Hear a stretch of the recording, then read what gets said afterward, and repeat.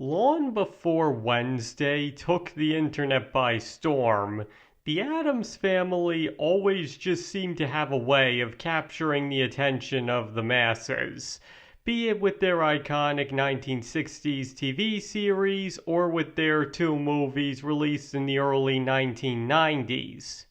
And though the original show still remains perhaps the most iconic piece of it all, those two movies did still help refine many aspects of the series, such as Thing being able to move outside of his box because of advancements in special effects, and of course, Christina Ricci's legendary deadpan performance as Wednesday Addams, which was in major contrast to how she behaved on the original 1960s show. But nevertheless, when it comes to those two movies, there seems to be a general consensus that surrounds them. That the first one is okay, but the second one is better. And today, I'd like to explore why exactly that is. What did the Addams Family values seem to capture about the iconic family that many felt the first one wasn't quite able to? And there will be spoilers for both movies ahead, so you might as well consider this your spoiler warning.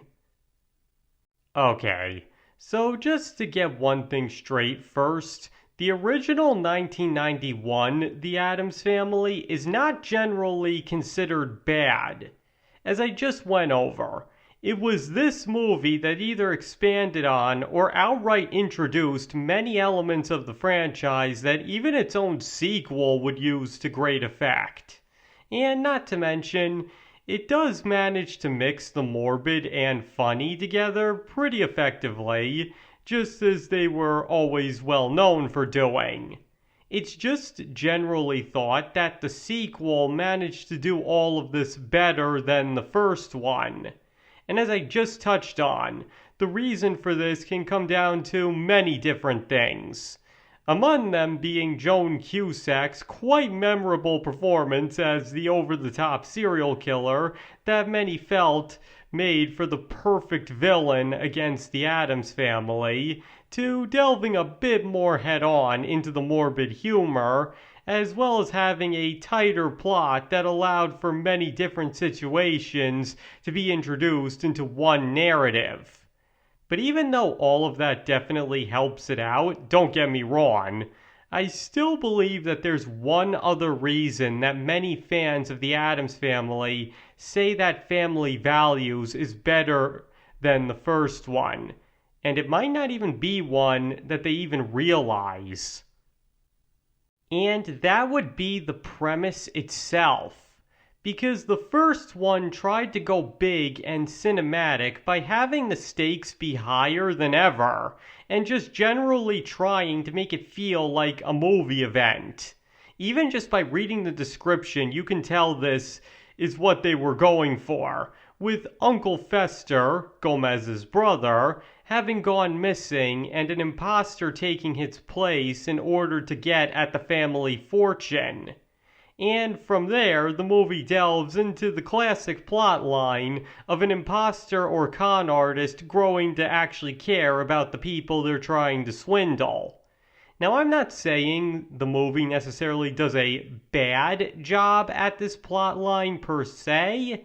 It's just that if you strip away the Addams Family layer to it, it doesn't really feel all that original, especially compared to some of the plots from the TV show. And even if you don't strip that away, it doesn't necessarily feel like an Addams Family type plot. So the contrast between the plot and the setting can feel a bit at odds with each other. The second movie, however, feels a lot more like it could be any Addams Family story stretched out to feature length, because this time, instead of trying to go big, this movie plays to the strengths of the material to the best of its ability, resulting in a movie that feels a lot more at home in the Addams Family library. Uncle Fester marrying a woman who turns out to be a gold-digging serial killer, Pugsley and Wednesday going to summer camp, and Fester being forced to become normal because of his new bride's influence, and all the while she becomes increasingly desperate to kill him while never succeeding, are all things that feel extremely Addams Family appropriate. In fact, the movie smartly chooses not to make a big deal out of this stuff and instead play the culture shock and absurdity that comes with it for all it's worth, resulting in some pretty funny situations all around. In other words, instead of going big and cinematic, the movie instead treats the situations as presented, effectively showing just how different they are from everybody else. Like Uncle Fester being forced into a normal home to live a normal life wouldn't be seen by most people as a big deal. But to the Addams Family, it's a fate worse than death, and the movie brilliantly portrays this contrast to great effect. And the same goes even more so for the camp sequence. What would normally be a minor inconvenience at worst, and an unconventional learning experience at best, becomes an absolute hell on earth for the Addams kids, and the movie plays it out to its logical conclusion, all the while making sure to portray the counselors and other camp members as intolerantly insufferable just so the audience won't have too much sympathy for them. Even the one thing that can be seen as a bigger deal, which is Gomez and Morticia having another baby, is given the same treatment.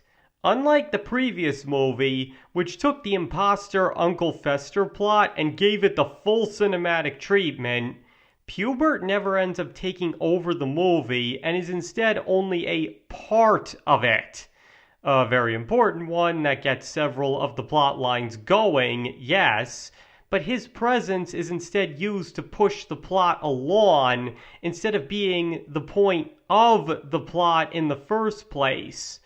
Like, for example, Gomez had already wanted to rescue Fester before Pubert got quote-unquote sick, and his becoming normal only serves as an extra motivation for them wanting to bring Fester back, but not the reason for it in the first place. But despite not being front and center, the movie still gives him proper screen time and a role within the story, even allowing him to be the one to save the day in one of the movie's most famous scenes. Because while he may not be the focus of the movie, that doesn't mean he still shouldn't be important within the narrative that introduces him. Now, what's my point with all of this? That the underlying reason most fans of the Addams Family like family values over the original is probably because the sequel focuses a lot more on being an Addams Family movie with an Addams Family plot, while the first one tried to take the Addams Family and bring them to the screen in a big way. Now, as I argued in my video on the Mario movie, which you can find a link in the description to, sometimes it's okay, or even necessary, for works to be given the full cinematic treatment when being adapted into a movie. But in a case like The Addams Family, it definitely suited them to focus more on a plot that fit the iconic family rather than trying to make a plot that felt big enough to be worthy of a movie. Because as I argued before, in doing so, they ended up moving a bit too much away from what made the Addams Family, and made the plot feel more cliché in contrast to the more absurd, out there, and unique plots they were known for bringing to viewers. But once again, that isn't to say that the first one isn't without merits, because once again, It's this movie that gave us the reinterpretation of Wednesday Addams that people know and love, and not to mention one heck of an over-the-top performance by Raul Julia that would only get even better in the next movie. But even that aside, even with the somewhat generic plot, the movie still manages to work reasonably well as an Addams Family movie, and does manage to give us plenty of classic funny moments. It's terrible when you stutter! And finally, there's the Mamushka dance. Seriously, there's a reason that scene is considered by many to be the best in the entire movie. It's probably the best representation of what a cinematic take on the Addams Family could really look like. And it's all the elements of this scene that the sequel played on to such tremendous effect a few years later. And not to mention, it just looks really cool. And finally, there's also perhaps the movie's smartest decision to have it turn out that Gordon really was a memory-wiped Uncle Fester in the end, instead of leaving it ambiguous like they were planning to.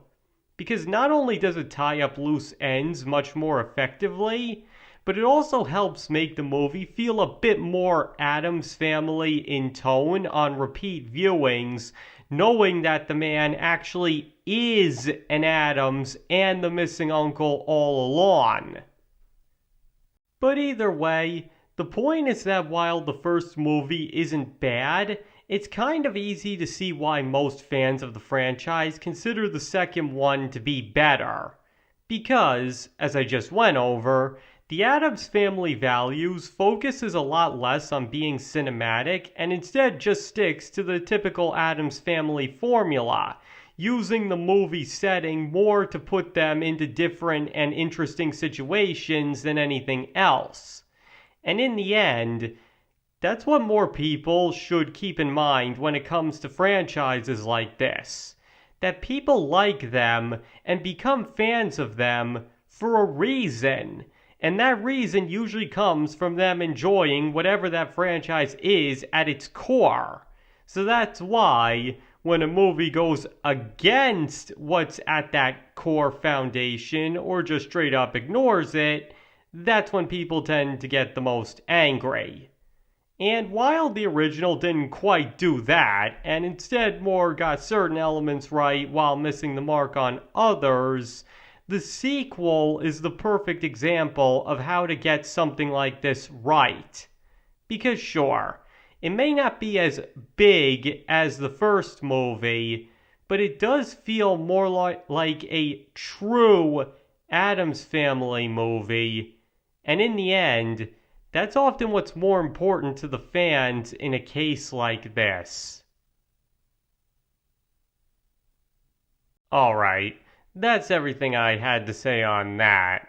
So now I'd like you to tell me, do you think the Addams Family Values is considered better than its predecessor among fans, in part because it stuck more to the formula that the franchise was known for, rather than focusing on being big like the first one did? Or do you believe it was for entirely different reasons that fans feel that way? Please let me know your thoughts in the comments below. And remember, you don't have to agree with any opinions stated in this video. You are absolutely free to feel about these two movies any way that you want to. And thank you all for watching. It's all very appreciated. And I hope to see you all next time.